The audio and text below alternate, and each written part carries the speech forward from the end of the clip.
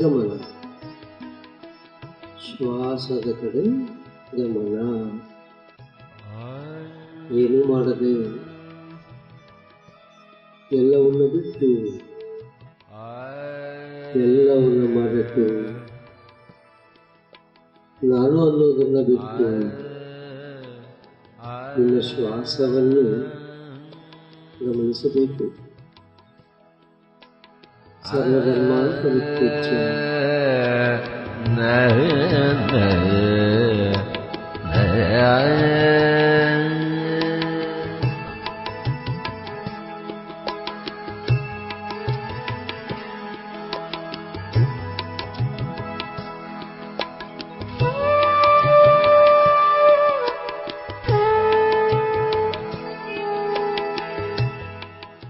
ಪತ್ರಿಜಿ ಗುರುಗಳು 2020-25ನೇ ತಾರೀಕು ಯುಗಾದಿ ಹಬ್ಬದ ಪ್ರಯುಕ್ತ ಪಂಚಾಂಗದ ಕುರಿತು ಈ ಒಂದು ಸಂದೇಶವನ್ನು ಕೊಟ್ಟಿರ್ತಾರೆ.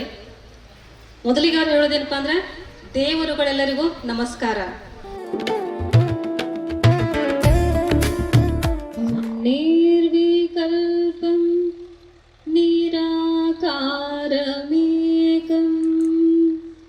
ನಿರಾನಂದಮಾನಂದಂ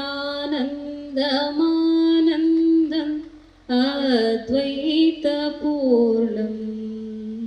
ಭಕ್ತಿಯಿಂದ ಆಡಿದ ಮಾತು ಸ್ತೋತ್ರವಾಗುತ್ತದೆ, ಭಕ್ತಿಯಿಂದ ಹಾಡಿದ ಹಾಡು ಪ್ರಾರ್ಥನೆಯಾಗುತ್ತದೆ. ಶ್ರೀರಾಮಚಂದ್ರ ಕೃಪಾಳು ಭಜ ಮನ ಸರಳ ಭಾವ ಭಯ.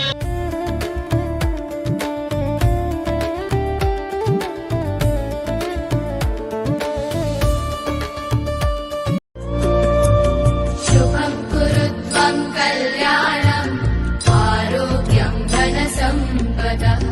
ಶುಭಂ ಕುರುತ್ವಂ ಕಲ್ಯಾಣಂ ಆರೋಗ್ಯಂ ಧನ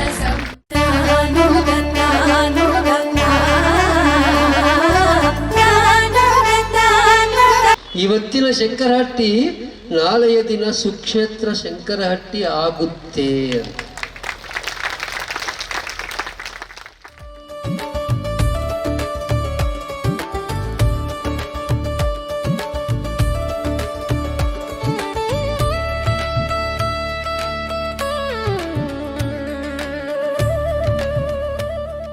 ಧ್ಯಾನ ಅಂದ್ರೆ ಒಂದೇ ಇಲ್ರಿ, ಅದು ಇದು ಮೂರರಿಂದ ಕೂಡಿದಂತಹದ್ದು. ಒಂದು ಧ್ಯಾನ ಅಂದ್ರೆ ಅದರಲ್ಲಿ ಒಂದು ಭಾಗ, ಒಂದು ಅಂಗಿದೆ. ಧ್ಯಾನ ಒಂದು ಅಂಗ, ಧತೃ ಒಂದು ಅಂಗ, ಧ್ಯೇಯ ಒಂದು ಅಂಗ. ಪತ್ರಿಜಿ ಅವರು ಏನು ಹೇಳಿದರೆ 18 ಆದರ್ಶ ಸೂತ್ರಗಳು, ಅದರಲ್ಲಿ 12ನೇದು ನೀವು ಕೇವಲ ಶಿಷ್ಯರಾಗಿರಬೇಡ್ರಿ, ಮಾಸ್ಟರ್ಗಳಾಗಿ ಬೆಳೀರಿ ಅಂತ ಹೇಳಿದರು. ಜನ್ಮ ಎತ್ಕೊಂಡು ಬಂದಿದ್ದೇವೆ ಅಂತಂದರೆ ನಾವು ಯಾಕೆ ಬಂದಿದ್ದೇವೆ? ಏನೋ ಒಂದು ಉದ್ದೇಶ ಇಟ್ಟಾನ ಭಗವಂತ. ನಮ್ಮಗಳ ಕೈಯಿಂದ ಏನೋ ಒಂದು ಸಾಧನೆ ಸಿದ್ಧಿ ಮಾಡಿ ಲೋಕ ಕಲ್ಯಾಣ ಕೆಲಸ ಮಾಡಪ್ಪ ಅಂತ ಹೇಳಿ ಕಳಿಸ್ಯಾನ. ಬೇರೆಯವ್ರ ಬಗ್ಗೆ ಟೀಕೆ, ದೂರು, ಹಸ್ತಕ್ಷೇಪ, ವಿಮರ್ಶೆಗಳು, ವಿಶ್ಲೇಷಣೆ ಇದು ಯಾವುದು ಬೇಡ ಬೇಡ. ನೀವು ಚೆನ್ನಾಗಿರೋದು ಕಲೀರಿ ಫಸ್ಟ್. ನಮ್ಮ ರೋಗಗಳಿಗೂ ನಾವೇ ಕಾರಣರು, ಮತ್ತೆ ನಮ್ಮ ಸುಖಗಳಿಗೂ ನಾವೇ ಕಾರಣರು. ಇಲ್ಲಿ ಒತ್ತಡಗಳನ್ನು ಸೃಷ್ಟಿ ಮಾಡ್ಕೊಳ್ಳೋಂಥ ಒಂದು ಮಹಾ ಫ್ಯಾಕ್ಟ್ರಿ ಆಗೋಗಿದೆ ಮಾನವ ಜನ್ಮ. ಪತ್ರಿಜಿಯವರಾಗಲಿ ಈ ಪತ್ರಿಜಿಯವರ ಮಾರ್ಗವಾಗಲಿ ಯಾಕೆ ಹೃದಯವನ್ನ ತಟ್ಟು ಅಂದ್ರ ಬಡದ ಎಬ್ಬಿಸ್ತು ಅಂತಂದ್ರ ದೇಹ ಸರಳವಾಗಿ ಸಹಜವಾಗಿ ಇರಲಿ, ದೇಹ ಹಗುರ ಆಗ್ತದೆ, ಮನಸ್ಸು ಹಗುರ ಆಗ್ತದೆ, ಮುಖದೊಳಗೊಂದು ತೇಜ ಬರುತ್ತದೆ ಧ್ಯಾನದಿಂದ. ಯಾವ ಕಾಸ್ಮೆಟಿಕ್ಸ್ಗಿಂತಲೂ ಧ್ಯಾನ ಮಾಡುವುದರಿಂದ ಮುಖದಲ್ಲಿ ಸೌಂದರ್ಯ ವೃದ್ಧಿಸ್ತದೆ, ಆರೋಗ್ಯ ವೃದ್ಧಿಯಾಗ್ತದೆ. ಇದುವರೆಗೆ ಸನ್ನಿಧಾನ ಪರ ನುಡಿಗಳ ಮುಖೇನ ನಮ್ಮನ್ನೆಲ್ಲ ಆಶೀರ್ವದಿಸಿದ ಪೂಜ್ಯರಿಗೆ ಶರಣಾರ್ಥಿಗಳು. ಸುಮಾರು ಒಂದು 100 ಧ್ಯಾನ ಮಂದಿರಗಳು, ಧ್ಯಾನ ಕೇಂದ್ರಗಳು ಆರಂಭ ಆಗ್ಯಾವ.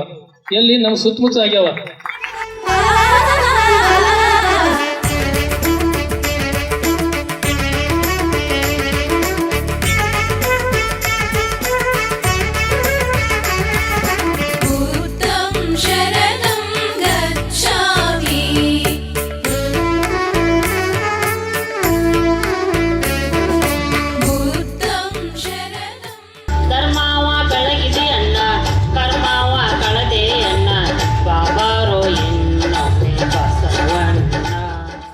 ಜೀವಿಗಳು ಬದುಕಲಿಕ್ಕೆ ಅಥವಾ ಜೀವಿ ಬದುಕಲಿಕ್ಕೆ ಅನುಕೂಲವಾಗ್ತಕ್ಕಂತ. ಆದರೆ ಧ್ಯಾನ ಮಾಡ್ತಾ ಮಾಡ್ತಾ ನನಗೆ ಬಹಳ ಖುಷಿ ಅನ್ಸಕೈತು, ಬಹಳ ಆನಂದ ಅನ್ಸಕೈತು. ಮಲ್ಲಿಕಾರ್ಜುನ ಪಿರಮಿಡ್ ಧ್ಯಾನದ ಮಂದಿರಕ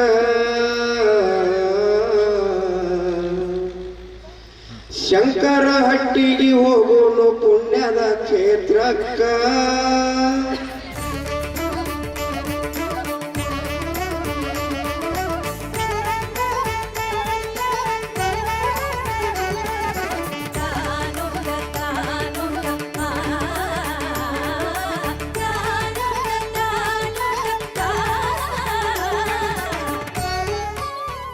ಮಾಸ್ಟರ್ಸ್, ಧ್ಯಾನವೆಂದರೆ ಕೇವಲ ಶ್ವಾಸದ ಮೇಲೆ ಗಮನ, ಅತ್ಯಂತ ಸರಳವಾದದ್ದು.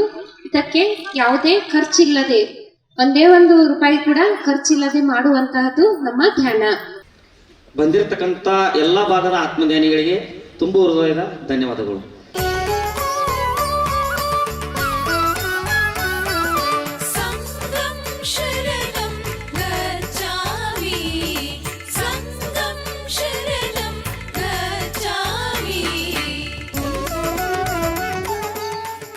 ಕರ್ಮ ಪ್ರತಿಯೊಬ್ಬರ ಜೀವನದಲ್ಲಿ ತನ್ನದೇ ಆದಂಥ ಒಂದು ಕಾರ್ಯವನ್ನು ಮಾಡ್ತಿರ್ತದೆ. ಅದಕ್ಕಾಗಿ ಆ ಕರ್ಮ ಪ್ರಕ್ಷಾಳನೆ ಆಗಬೇಕು, ಕರ್ಮ ಪೂರ್ತಿಯಾಗಿ ಭಸ್ಮ ಆಗಬೇಕಾಗಿತ್ತು ಅಂದ್ರೆ ಅದಕ್ಕೆ ಒಂದೇ ಒಂದು ಮಾರ್ಗ, ಧ್ಯಾನ ಮಾರ್ಗ. ಉಳಿದದ್ದು ಯಾವ ಮಾರ್ಗ ಇಲ್ರಿ.